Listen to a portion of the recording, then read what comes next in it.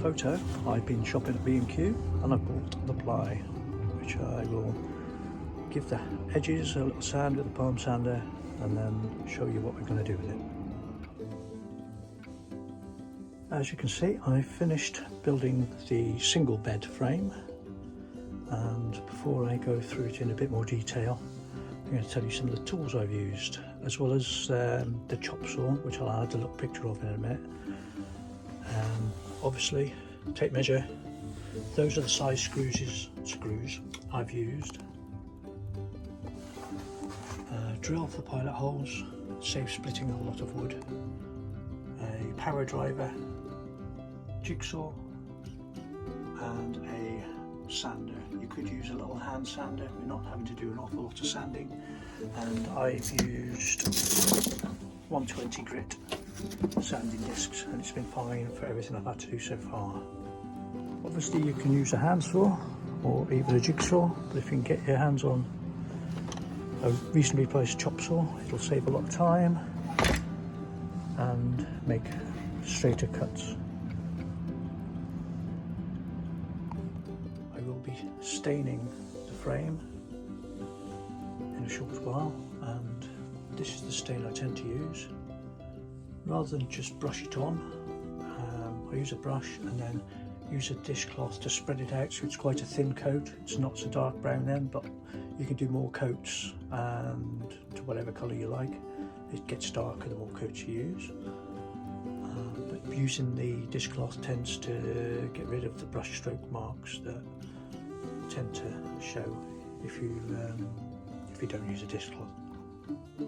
When you've got your ply ready like that, it's a good idea to drill a few holes in it, and preferably the hole saw so they are a decent size.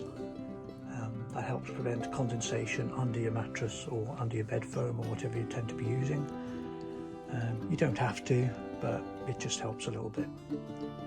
Just lifted the ply off just so I can show you the sizes and things, and it's easier to get a better idea of what I've used. So we have two lengths.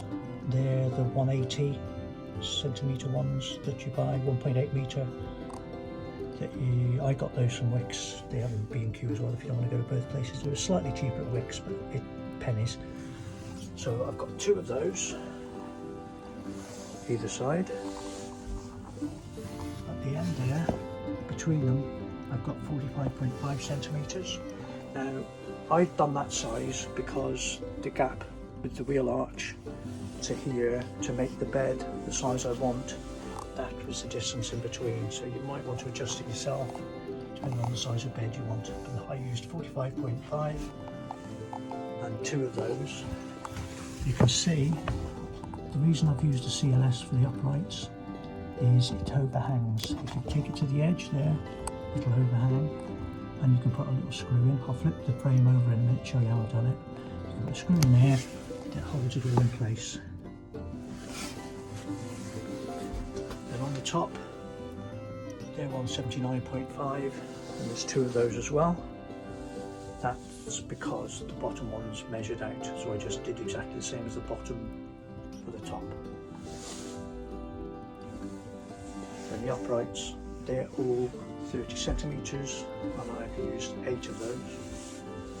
You could probably get away with one in the middle, but I'm going to be making some cheap doors at some point, so that's a reasonable size for the door gap, in my opinion. The little screws, I've used those, that size, to go long enough through the thicker CLS. And I've used one at the top, and I'll flip it over a minute and you'll see there's two on the other side and two at the ends.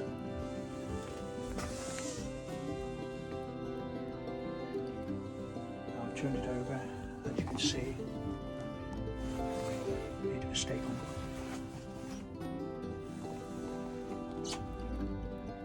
That's how I've screwed those in. Now, if you turn it over, if you're working inside the van for warmth or to keep it dry if it's raining, the only thing holding those two frames together at the moment. Is that thin wood on the end. You can see my paint's still not dry. So as you turn it over, just make sure you support it, otherwise the wood could snap. Now I'm going to turn it back over again. Foam rather on it. Because it's thinner wood, I've used those screws to go through the thinner pieces. I'm going to flip it back over now and show you how I'm attaching the plywood. So that is roughly where the frame will be sitting on the floor.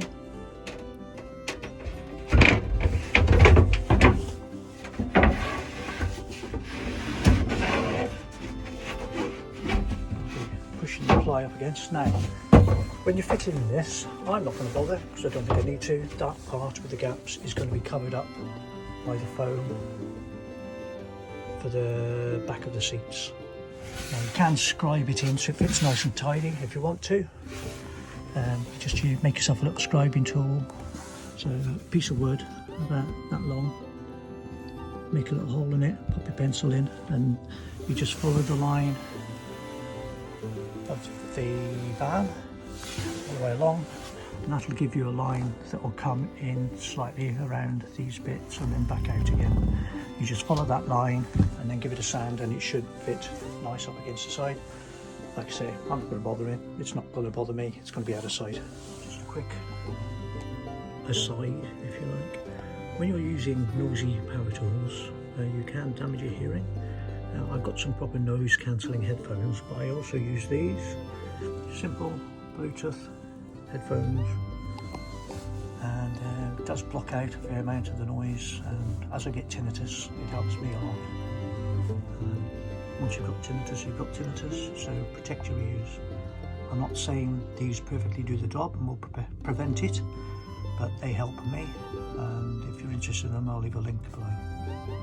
This is another tool I use. You can use a long spirit level or anything with a straight edge. Don't always assume that the pieces of wood you buy will have a straight edge. Sometimes they can be bent, warped, and not quite true. I've marked a little red line 2 centimeters in from this side. That's going to be the ledge that we leave open. The ply will come to that line. This bit's going to be left open so that we've got something to rest the extension piece for the bed, if you want a bigger bed, which we're going to add at a later date. So I'm going to put the ply down now, lined up with that, and then once it's all marked out and know where everything's going, I'm not going to screw it down yet. I'm going to use that stain and let it dry 24 hours, so that will be coming in the next part. But in the meantime,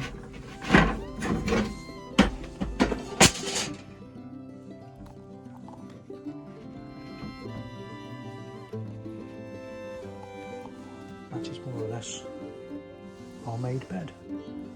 It still wobbles at the moment. Once it's all done, obviously you screw it with a little bracket to the side and to the floor. That'll be a nice firm base.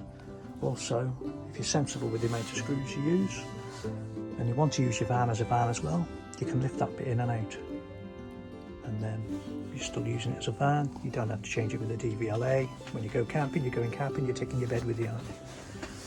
This side, I'm going to be making some shelves that will stay in the van all the time, that will be able to rest the extension piece from this too.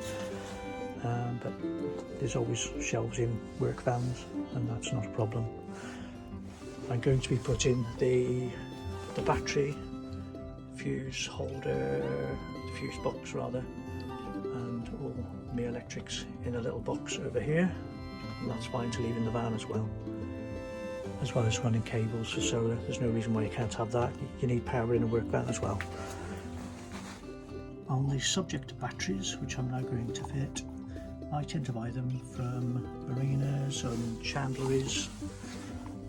They tend to be a bit bigger, longer lasting than the smaller ones.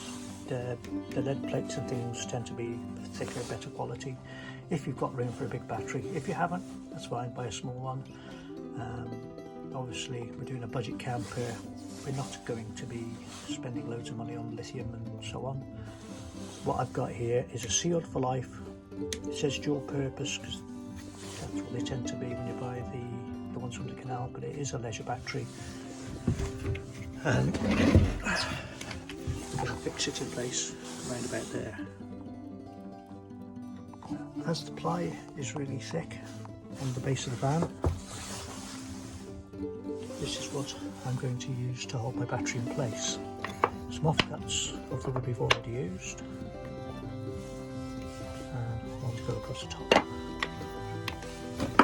One each side.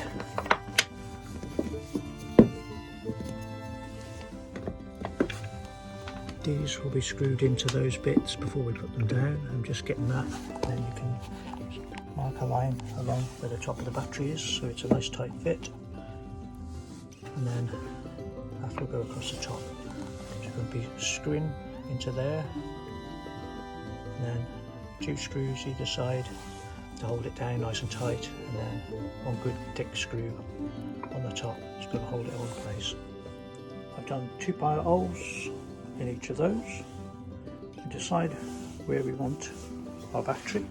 I'm going to have it a little distance away from there, partly for safety, partly just convenience because I might need to put some other stuff here out of sight, cables and so on. And I'm going to drill a hole there and 2 this side, and then the same again for the other side.